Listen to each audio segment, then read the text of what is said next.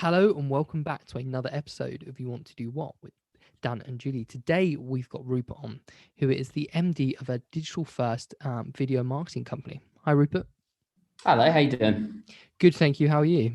I'm exceptionally well, thank you. I just went for a meeting where I got to walk, and it was very nice. It was by the canal, but some geese hissed at me, which was obviously a bit terrifying. They are actually really terrifying, aren't they? It's like weird because it's like you've seen Hot Fuzz, and it says like Yeah. break a man's arm, and that's just going through my mind. I'm kind of trying to sidestep them, but no, it's tough work, but someone's got to do it. So should we jump straight in then? Do you want to tell everyone a bit about what you do, Rupert? Yeah, sure. So just over 5 years ago, I founded a video production company with the objective to make the best possible video content for online and for socials. Like advertising has drastically changed over the past sort of 15, 20 years or so, with the way people consume media changing, hugely. And it used to be that you could make like one video a year and it was a TV ad, and it was beautiful and it cost millions of pounds. But now, you need to be making much more content as a brand. The kind of parameters are very different. The platforms are different. And as a result, we've kind of built a business out of, offering the content for those platforms and ensuring it's properly optimized and all the rest of it. So how did this start? How did this come about? Did you have a background in sort of making videos or? Yeah, so I have always started businesses kind of since I was a kid. Then I started a business with my mum, renting out Nerf guns or Nerf blasters for kids' parties. Oh, cool. When I was 16, and I made this kind of like YouTube channel to promote the brand or to promote, the services we were providing. Some of those videos sort of went viral or viral as it was back then. We've got a couple million views, and they were all about like, literally just like reviewing Nerf guns and doing fake Nerf wars and stuff like that. And quite quickly, I realized I really enjoyed just the filmmaking aspect. So I kind of thought, right, I want to be a film director. This is going to be amazing. I got really into filmmaking and spent very little time then at sixth form, and was just out kind of making films with my mates. I then made a film that went to Cannes Film Festival, Oh, wow. the Film Corner, and I was super, super excited about it. And then I went and I actually hated the environment, and it just wasn't what I was hoping for. Oh. Because I sort of had this idealistic idea of the film industry that it would just be all these people sitting around that want to make creative stuff, and that's all they want. But actually it was very corporate and very kind of professional, as it were.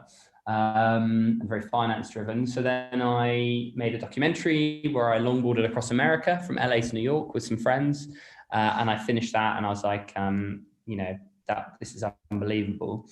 I've really loved the experience, and then went on to a documentary about hitchhiking from the top of India to the bottom. And I realized actually, if I could just make these kinds of like video content for YouTube and for online for a living, then I'd be having a great time.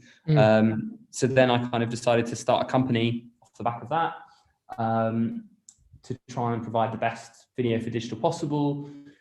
When I started, I didn't fully understand it. It was just like, I want to make videos with my mates. And then we kind of quite quickly realized there was a gap in the market and there was a particular need. And, we kind of grew it from there, really. I find this world of digital marketing really interesting because it's evolving every day, really, isn't it? And it becomes more and more complex. There's more and more things you have to think about. Is that something that, you're constantly learning in this role? Yeah, absolutely. Absolutely. I think that like it used to be that the highest paid creative in the room had the best ideas, and that was just how it worked. But now increasingly stuff is being led much more by data, which therefore means it's being led more by platforms and by audiences, which is difficult because it means stuff changes so, as you say, kind of so quickly. So yeah, stuff's changing constantly all the time, and to keep up with is really tough. And 80% of it I can't keep up with, which is why, thank God, I've got such a brilliant team who work in different areas or specifically look at different platforms or whatever else. But yeah, it's changing a lot, and that's bringing a lot of opportunity and is very, very exciting. I think we come from a very similar sort of generation, And for us, we've seen, the kind of the start of YouTube, if you like, way back in the early 2000s.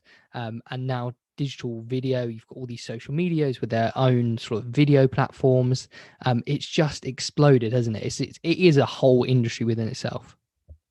Yeah, literally, it's amazing what it's built out of. I mean, you've got 17-year-olds making millions of pounds all over the world from generating this content. And I don't know if this is a positive thing or an omen for what is going to be the apocalypse, but in China, like the number one, or so I believe, is the number one like wanted or most aspired to role is an astronaut. But in the UK, it's YouTuber. So not good. inspiration, but no, it's an entirely different playing field, and you've got, as I said, so many different platforms, so many different creators, and brands are constantly trying to work out how they can kind of authentically fit into the picture.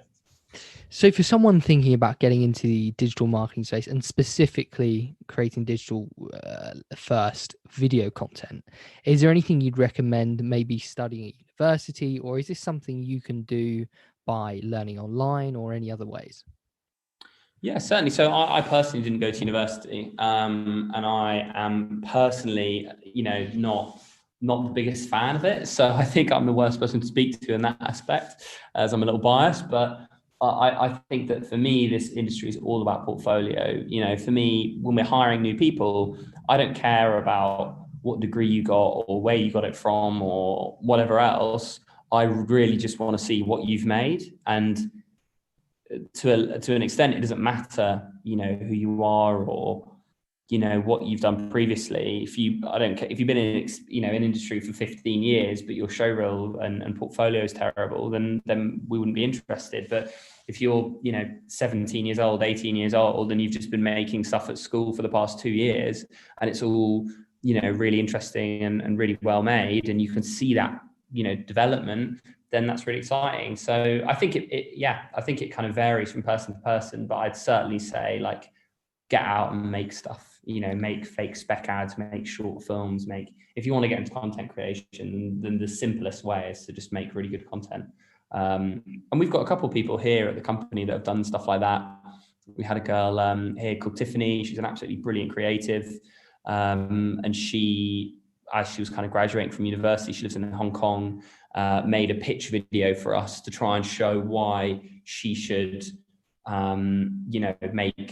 work with us, and told us a bit about her. And the video was absolutely brilliant. And she's now working here full time. And that was just entirely cold.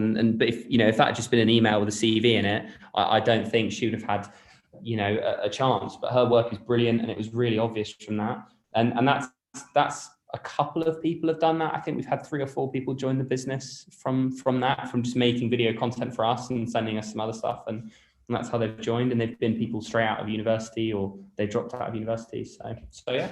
I love that, because it's great to hear from an employer that kind of opinion, and that I'm with you on university personally, besides sort of, going into medicine or something like that, where a degree really is crucial.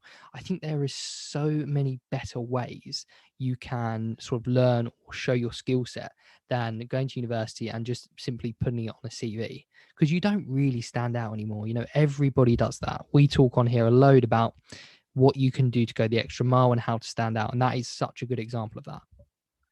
Yeah, absolutely. I totally agree. I always found it very frustrating growing up, because my parents, or in particular my dad, really wanted to funnel me into that realm. He really wanted me to go to university, and I really struggled with that kind of system. I really didn't like it. And so, I ended up kind of persuading my parents that I could take a gap year, and then I would go back to university afterwards. And obviously, I'm still on my gap year, and my God, it's been a great 8 years. But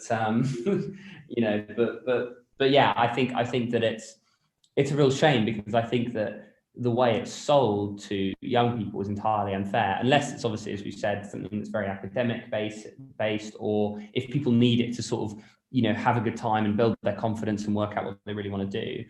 But I think, often people are kind of really missold that, go to university and study film, and you'll come out and you'll be able to get a job. Well, I just don't think that's the case.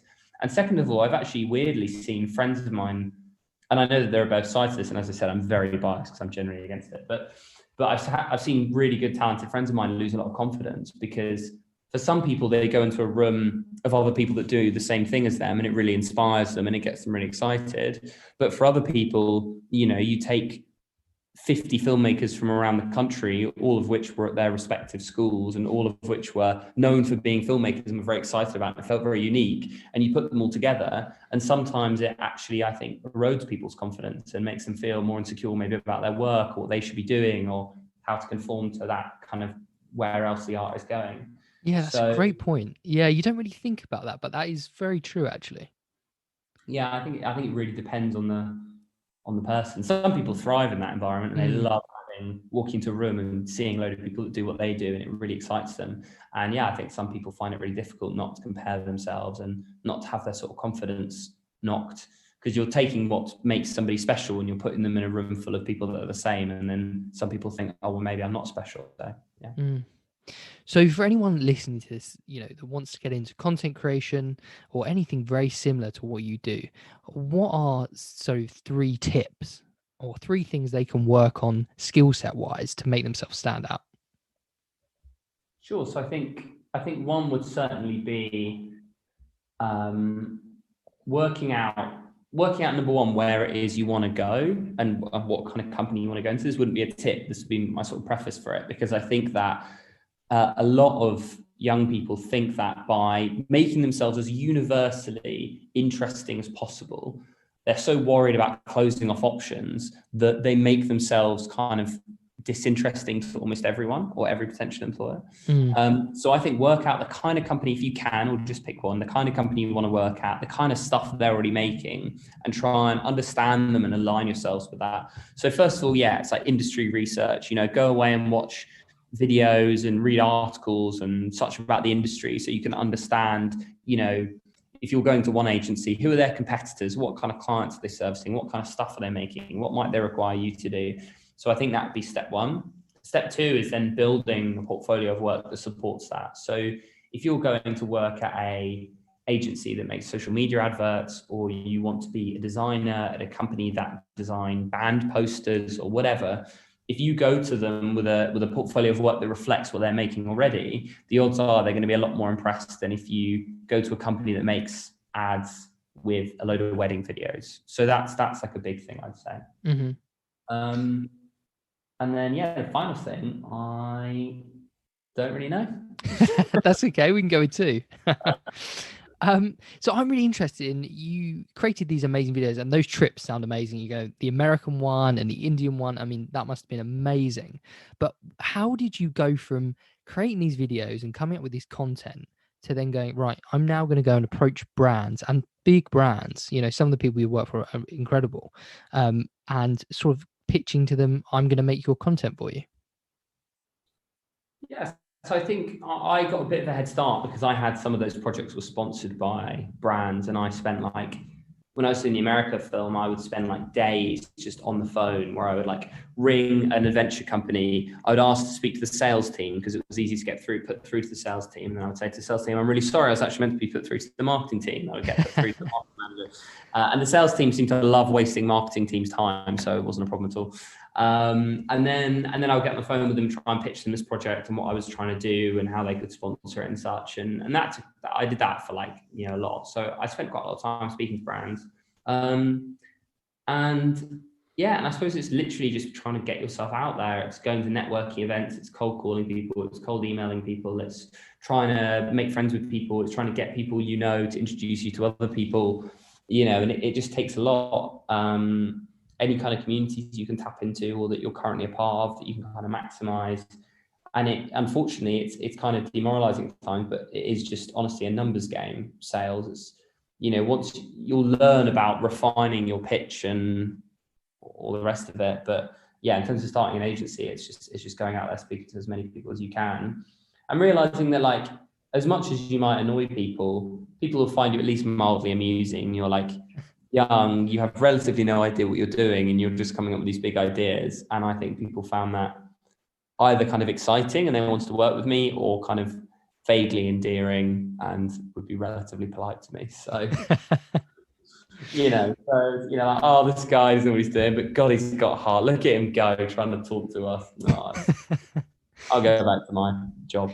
So, Yeah. talking about the sort of getting sponsors on your content, I think that's really interesting, because I think a younger generation are looking at people like, I don't know, say Mr. Beast, and people like David Dobrik and people like that.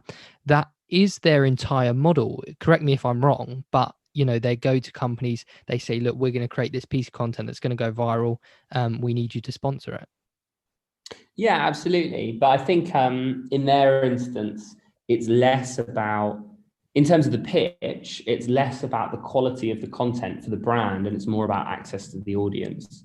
Okay. So when a brand buys a video from do a brand partnership with Mr. Beast, that I don't think they're as like, oh my god, this video is going to look so cool and it's going to do this, that, and the other for the brand. It's, oh my god, it's going to reach these people and this number of people and that kind of thing. So, but it is certainly like a very similar sort of approach and model. And it's amazing to see those people do it at such a scale. Yeah, it's incredible, isn't it? But what we're saying is there's kind of two alleyways you can go down here. The stuff you're creating is really brand focused and really high quality, whereas that is pitching to, just a massive, as many people as they can reach as possible, mass marketing in a way. Yeah, certainly. Yeah, it's we wanted to make, for me, like we obviously started as a YouTube channel, and I kind of had this thought in my mind that was like, it's crazy because like we're spending all this time making these videos and we're trying to make it to the highest standard possible, but they're worth very little money in terms of like YouTube monetization. It might be, might get a few hundred or £1,000 or whatever a month from that, and then we had a couple of sponsors every now and again too. But you make a video for a brand and it might be worth a few £1,000s, and that's just for one video. So I kind of sensed that actually it would be a much longer shot in being successful with YouTube.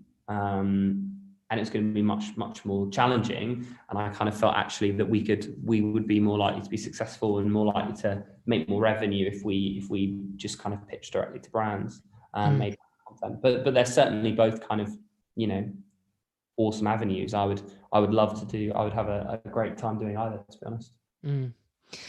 So this might be a difficult question, and certainly for you being MD, but what's an average day like in the world of video content creation? What in terms of my industry, or in terms of for me personally? Well, let's do both. In terms of you personally and the industry. So for me personally, it's pretty massively varied based on what issues and problems we're facing. So Friday is a good example. Like we were launching our new branding and our new website and such on Friday, which is very exciting.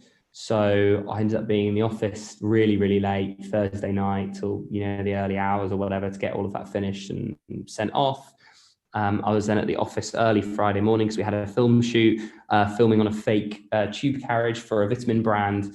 Cool. So here at the office early. I then went to set and I directed it, and we had about 3 shots to get. I then called the web guys and the guys working on that side of things to check in. I then rushed back to the office. We then all worked on, me and the team then sat in that team then sat in a meeting room, and we just kind of smashed through all the elements we needed and got some videos exported and stuff and had those go out to the web designer.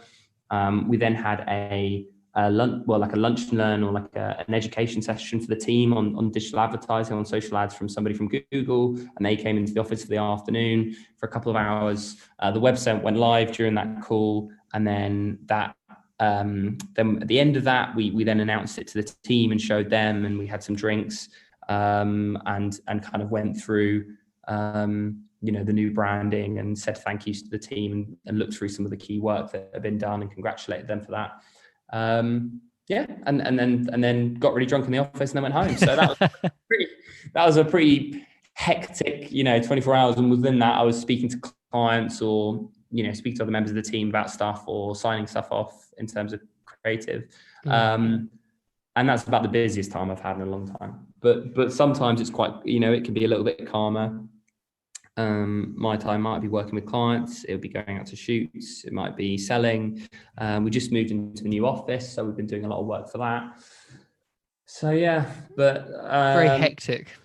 very hectic. But I don't do the whole like, oh, I'm a CEO and I wake up at 5 o'clock in the morning and read the news for 3 hours and then go to the gym. Like I get in at like 10 a.m. every day. So and then I leave just a bit later or whatever at like 6 or 7 in the evening. So yeah, I don't do all that kind of crap. But what about for somebody that's in the industry itself? yeah, sure. So it depends on your role massively, but as a creator or as a creative, it will be editing videos, going out to set, responding to client feedback. We've got a client in the office today, literally just in the meeting in the edit suite next door to the meeting room I'm in, and she's come in to kind of work with the editors and get the kind of the video just how she'd like it. It might be pitching. It kind of varies really. We're sort of at a scale now where we have different teams, and what you do will massively depend obviously based on what team you're in, but people are more specialists. So the creative team is spending all day working on creative briefs, coming up with ideas, designing stuff, pitching it to clients. The production team is spending all day filming, going out filming videos and editing videos. The producers are speaking to clients and organizing shoots and briefing the team. The sales team are ringing up potential clients all day and emailing people all day and chasing kind of leads down. So yeah, it massively depends on where you sit within the business really. And what kind of personality traits do you think somebody within the creative space specifically, if people are thinking they might not be setting up their own, digital agency, but they want to make videos, they want to create content, what kind of personality traits do you think are sort of important for those kind of roles? Well, I think it's nice because we have such a variation of personalities. We've got introverted people, extroverted people, all sorts of different types of people. I think the common thread is that you need to be really driven because it's a very competitive space, super competitive. And you need to be good at making stuff. So, and that's honestly about it. I think there are lots of other attributes that might help you or people might struggle with, but those would be the key ones. If you're good at making stuff and you're keen to go out and make stuff and you work hard at it, then I think you'll probably be all right in the creative industry. I guess for somebody looking to get into it, like we said earlier, the key is making stuff, building a portfolio. So skills like editing, maybe building up your, how you film, learning how to make better videos in essence. Yeah, certainly. Those would be in terms of key skills, like understanding video editing software, being able to film, making stuff. It's all practical. It's all on the practical. As long as you can kind of vaguely read and write and you can string a sentence together, that's great. But most of it is, can you make stuff? That's what you're going to spend 95% of your time doing. So what's been the biggest positive for you doing this and building this agency? I think for me, it's just the variation. Like I am really project based.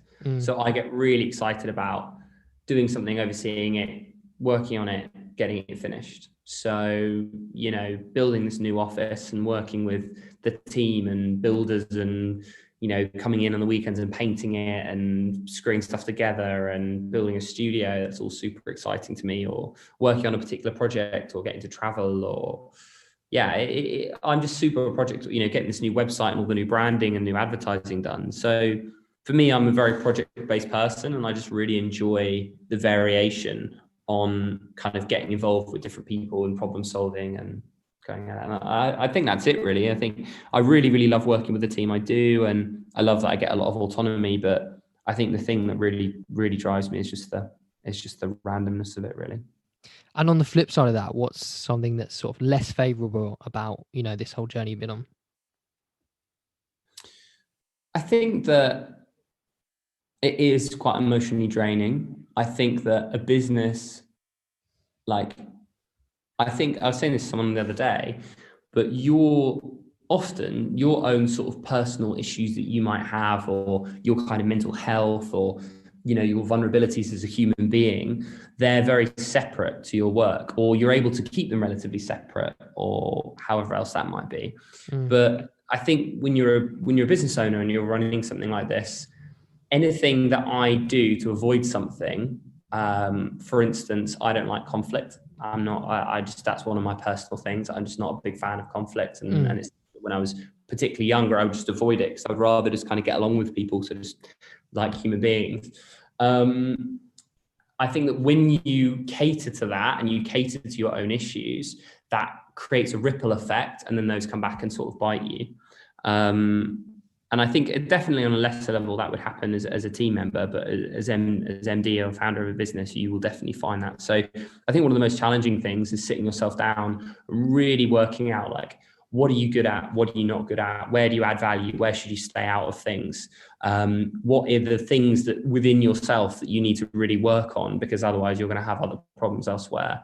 And I think that can be really challenging to deal with those in what ends up being like an almost relatively public setting in a weird way, if that makes sense. Mm-hmm. So yeah, I think real answer, that's probably been one of the most challenging things for me, is sort of like, as I said, overcoming things like, like not enjoying conflict, and then me avoiding conflict, and then that causing further issues. So kind of sitting yourself down and working through that stuff, as well as just your kind of confidence and stuff. I think a lot of founders, they wouldn't like to admit it, but they suffer like a lot of imposter syndrome, as I think a lot of people do when they start out in their careers, because they sort of feel like you have no idea what you're doing, but actually no one really knows what they're doing, and everyone's kind of worried about what they're doing. So that's so true, isn't it? Literally nobody has any idea what they're doing most of the time.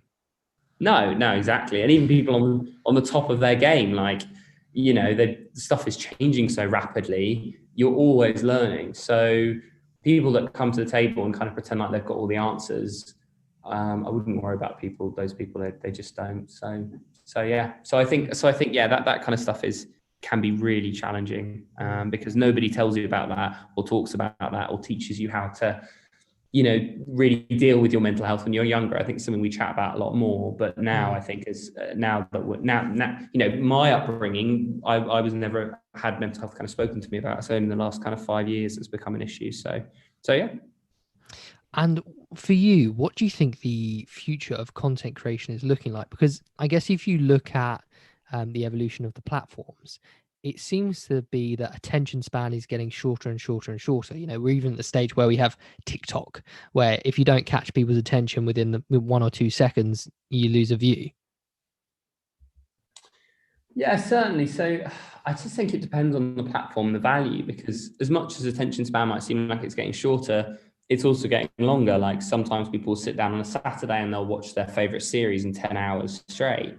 And as you say, someone will go on TikTok sometimes and just flick through in 3 seconds. I think that the thing that I think advertisers say that, but I don't think that's necessarily entirely true. I just think we don't have people's undivided attention anymore, because there's always another option. There's always something else they could be doing. You're always competing. There's always another video, one scroll or one click away, which is a very, very, very different mentality to having 5 TV channels and that's it. So I think that the thing that a lot of advertisers and a lot of content creators don't like is that it's so competitive, and there are so many opportunities to be watching other content. Right now somebody's listening to this, they've chosen this, and there could be a million things they could be doing. So yeah, in order to drive value, you have to kind of build the best content possible in order to keep hold of people's attention, and that's going to become more and more competitive. It must be exhausting to be in that kind of industry where it's constant competition and just millions and millions of options, right? Yeah, definitely. It's really good fun too. I think it's certainly very high paced, and that doesn't suit everyone. But it's really good fun that's also happening, because there's just so much to get excited about. So how can somebody, once they're in this kind of industry, begin to progress? So let's take the, actual production team, the guys that are out there filming the videos that you're creating. How can somebody sort of progress within that world? So it comes back to that kind of, what it's all down to what you make. And I think that the people that do best at Perspective, and we've been doing performance reviews, we did performance reviews earlier this morning, so this is very, very relevant, very timely. The people that do best, I think, in these sorts of environments are ones that really own their projects. So and this is for progression within a business or to move on elsewhere. Because I think when you really own your projects and you really own your work, and you make stuff that's really brilliant, it's very easy to take that work and then use that to then get more sort of, better projects in your agency or better projects elsewhere or better jobs or whatever. I was working with one of our creatives, and I said to her I was really impressed because I asked her to edit together our new show reel, and I'd already kind of put together a very vague structure with some text and stuff in it. And I came back to it like 3 days later to check in with her, and she like ripped out the music I'd used because she didn't think it was good enough. She put in some new music that was way better. She made it much pacier. She'd taken the just bits of text I put in as placeholder and hadn't asked us to graphics and put motion graphics in there, and just took it to a whole nother level that I hadn't really thought about because I just hadn't thought about it in that level of depth. And it's brilliant. And, when we were all watching it there on the Friday, we watched it together and everyone got really excited and everyone was kind of cheering and stuff and clapping for it when they watched it. And for her, that's fantastic because it gives her more power to her, as an individual and as a creator, and more confidence. And within the perspective, she's able to then use that to prove, that she should be put on other exciting projects like the one. And two, if she moves on to some other work, next year she decides that actually she wants to move or go to a bigger agency or whatever, she's then got pieces of work like that in her arsenal that she can say, look, this is the kind of stuff I made. And every time you do a project like that and you push it to that next level, I know that she specifically learned a After Effects thing to make this text explode and bounce around. And she spent time learning it so that she could then implement it. So, off the back of that one project, she's better proven how good she is. She's got a great piece for her portfolio and she's learned stuff. Which equally, and it would have been nothing wrong with it. I wouldn't have been frustrated. She could have done exactly what I'd asked for, just to the brief. And then showed me it, and I might have gone, oh, this is great, thanks. So it's above and beyond, basically. Exactly. It's just absolutely owning your projects and your work, because it really reflects you. It really reflects on you.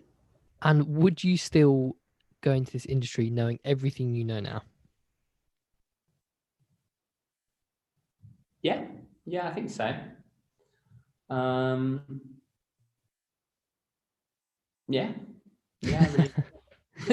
I'm just making, wanted to make sure I don't get the wrong answer, but no, I think so. I think it's really awesome. I think I generally try and follow the path of least resistance to where I want to get to. So I wanted to make videos with my mates, but when I realized that I wasn't going to do that by becoming a Hollywood director, ironically, not that I could have become one, but realizing that wasn't going to be where I wanted to go with it,